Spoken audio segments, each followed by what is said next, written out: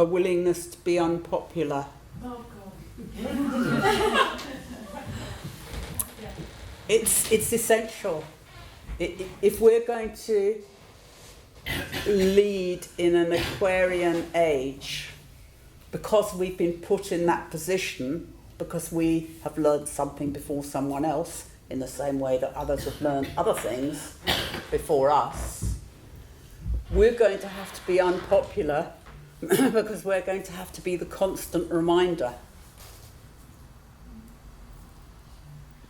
You know, so the thorn in the side of the logician is someone who intuitively gets the answer without doing the working out. Now, until you can do both and know which to use when, you're you're learning your trade. I'm sure you want to answer that. Well, yeah, I think from the yogic discipline, cultivation of intuition is integral and key. And you could say, in fact, that whenever you meditate, then part of the energy generated goes to developing your intuition.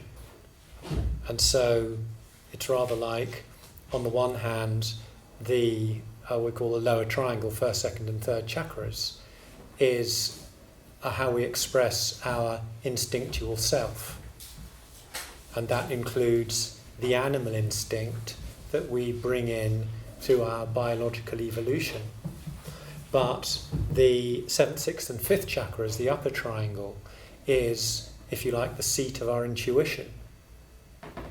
And the journey of each one of us is to balance that instinctual or animal self with our intuitive self. And until we do that, we're going to be ruled by the passions. When we can, if you like, switch on that intuition and do, what Judy was referring to as just knowing that you've met somebody who is your new grouping, then we remain handicapped. Because we can't locate those people who we're, if you like, reassigned to. So is it more important than ever to connect? It's as important as it ever has been. And that's, if you like, why there's been this renaissance of supposedly ancient technologies of different, meditation and spiritual schools and methodologies that are all here.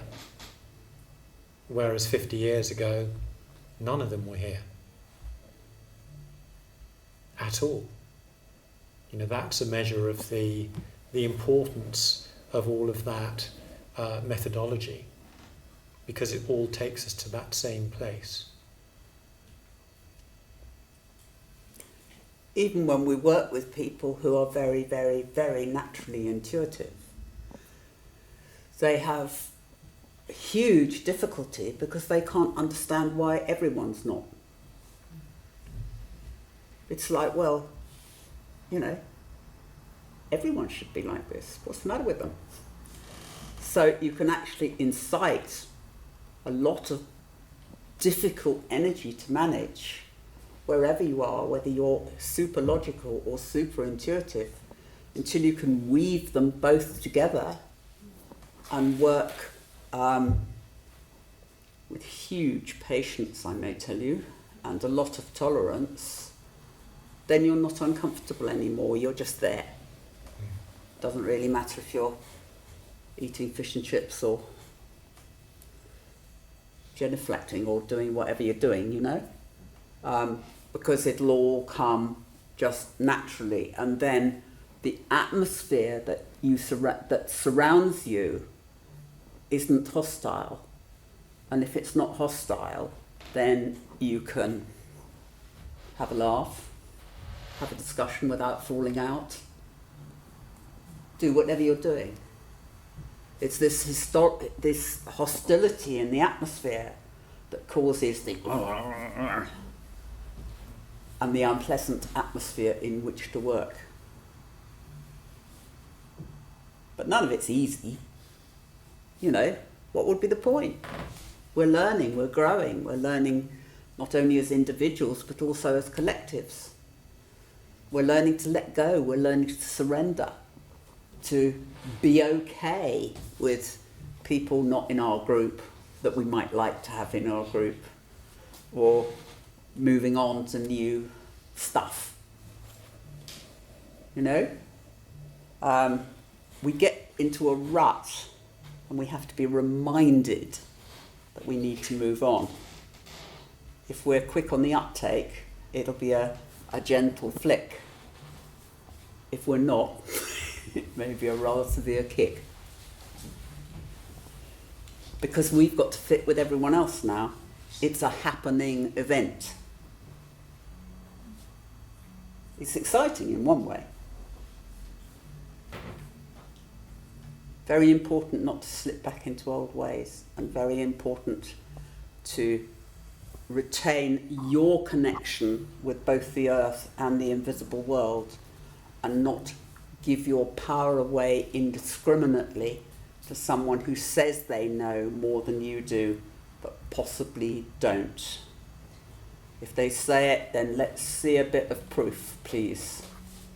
Let's see, this is particularly for you, Paula, let's see a living demonstration through time, and then maybe we'll cooperate.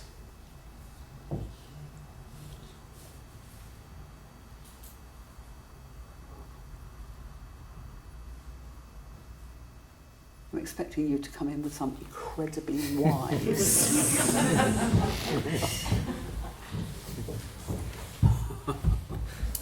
Are there any questions? Because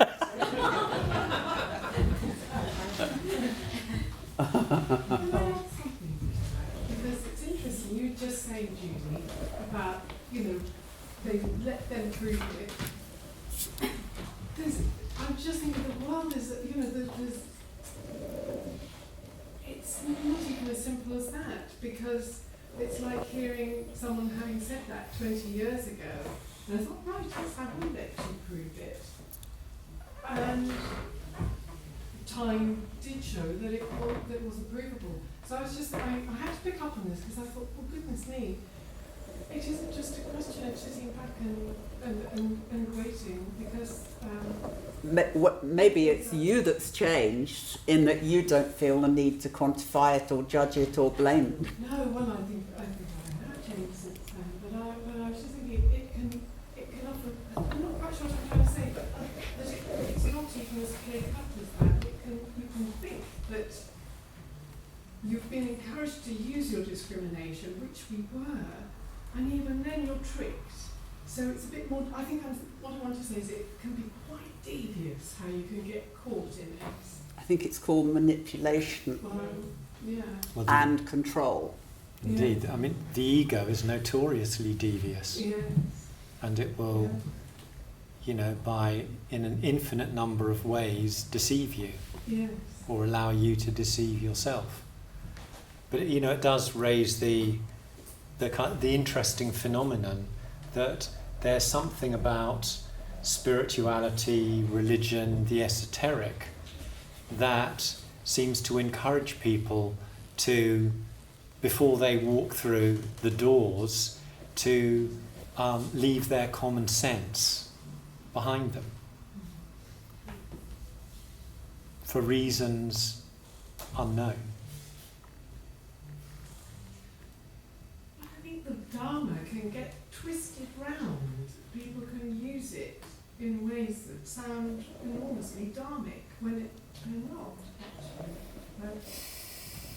So it goes back to that really basic sense of self and propriety, and both our gut instinct and our intuition to tell us that that person or that teaching has value and has a kind of an ethical basis. And if these people are stable and earthed, they'll be quite as happy playing a game of football as they will giving out great teaching. They'll be very rounded, I suppose. They'll be very all together. My kids used to say to me, they used to say, "Are you working with real people today, Mum, or pretend ones?" Because a lot of people that come into these sort of movements pretend to be something they're not. And because they'd been around this stuff since the year dot, they could tell the difference just like that, you know. But the people who were pretending couldn't. They thought they were great. And it's a stage that you have to go through. Do you know what I mean? So you need to be able to spot it and to know whether it's a sort of a sectionable offence or whether a mild pat on the head will do. So you really have to keep sensible and you have to keep earthed and you have to be real. And there's no room for lies because people who have moved beyond that initial ego base will be able to see so clearly, and they'll hold a mirror to you. And you of course, because you don't want to go there, will say it's them. But actually they're just holding up a mirror to you. It's fascinating.